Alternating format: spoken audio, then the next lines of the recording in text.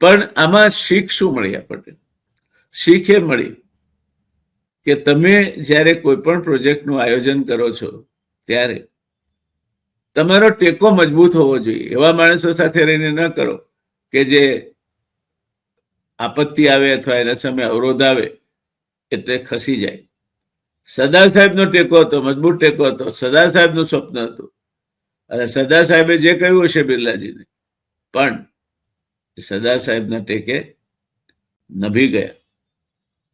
દોસ્તો, man is known by the company he keeps. તમે કેવા ભાઈબંધો રાખો છો, કેવા દોસ્તારો રાખો છો, કોની સાથે હરોફરો છો, એ તમારી પ્રતિભાની ચાડી ખાતું એક મહત્વનું પરિબળ છે.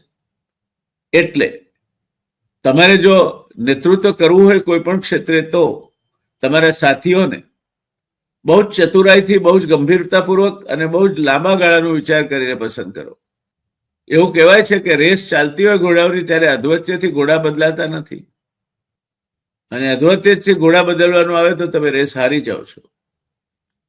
ત્યારે આ પાયાનો સિદ્ધાંત આ બનાવ પરથી આપણે એ શીખવાનો છે, જે સરદાર સાહેબ પાસેથી શીખવાનો છે, એ છે કે તમે કોઈ વચન આપો છો, તમે કોઈને પ્રેરણા આપો છો અને તમારા ઉપર આધારિત રહીને કોઈ એ કામ કરે છે તો એ કામ પૂરું થાય તે જોવામાં તમારે સક્રિય ભાગ ભજવવાનો છે.